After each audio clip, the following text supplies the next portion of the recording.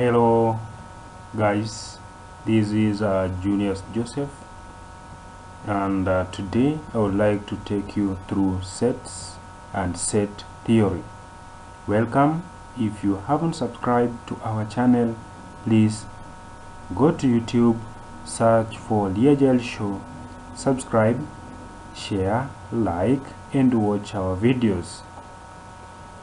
Thank you. To our introductions. Sets are denoted by capital letters. That is just, for example, A, B, C, X, even B, Y, etc. So remember, elements in a set are represented by small letters. For instance, there we are having A, B, X, Y, etc. So the elements are separated by commas and enclosed in brackets. This is known as tabular form of sets. Remember, we also have the set builder form. That is, if A contains X as one of its elements, then X is an element of A. Sets concepts.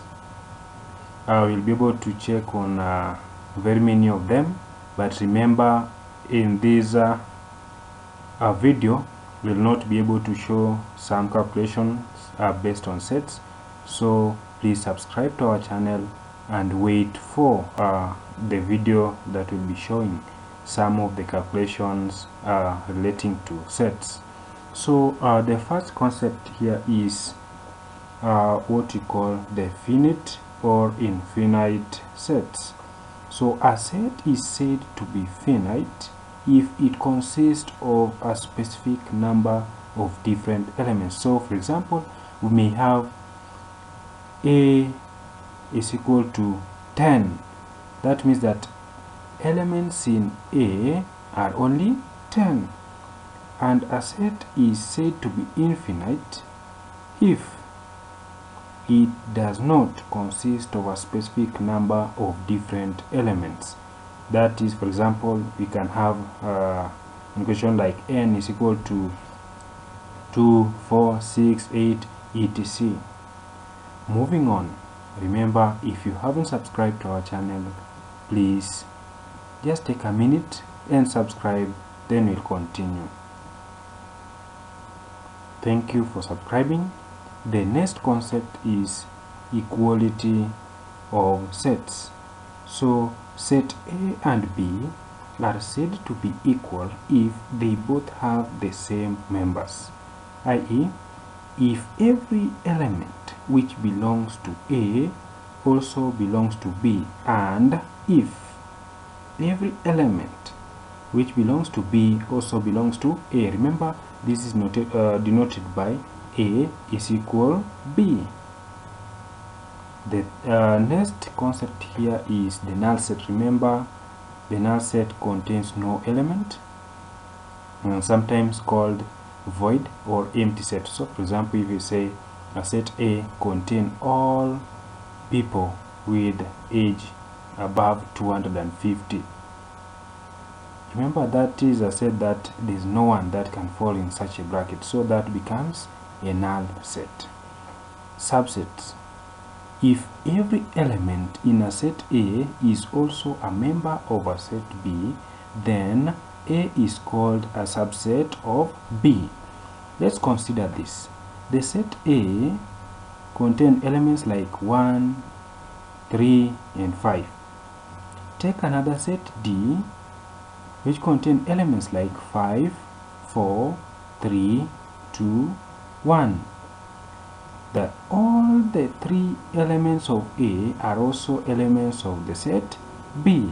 We say A is a subset of B, denoted by, remember, that is A is a subset of B. This will be showing you in our next videos when we will be tackling some of the calculations relating to sets. Two sets A and B are equal. For instance, A is equal to B if and only if A is a subset of B and B is a subset of A. If A is a subset of B then we can also write that B is a subset of A. So remember again that a null set is considered to be a subset of every set. A null set is considered to be a subset of every set. Moving on to our next concept, that is proper subsets. Since every set A is a subset of itself, we call B a proper subset of A. If first, B is a subset of A, and secondly, if B is not equal to A. So remember, all these statements, you need to be very keen because we'll be using them during our calculations. We continue. Universal set. So this is always noted by you. So for instance, in a plane geometry, the universal set consists of all the points in the plane. Then we're moving on to complement of a set. Complement of a set. If A is any set which is a subset of a universal set, then the complement of A, normally written as A prime, is defined as all those elements that are not contained in A but are contained in U, or what you call the universal sets. So for example, if U or the universal set contain 1, 2, 3, 4, 5, 6, and A, set A here, contain 1, 3, 4, then A prime, or the subset here, or what you call a complement of a set A, noted by A prime, will be containing elements like 2, 5, 6. Remember, these are just, the complement of a set are just those elements which are not in the set A, but they are in the universal set. Then we have what's called overlapping sets. That is, if set A and B have some common elements, but these are not subset of another, then these are called overlapping sets. So for example, in this scenario, we can have A containing elements like 1, 2, 3, 4, and B contain elements like 3, 4, 5, 6, 7. Now, if you check in that example, 3 and 4 are common elements, and those are the elements you are referring to as overlapping. Then we are also having disjoint sets.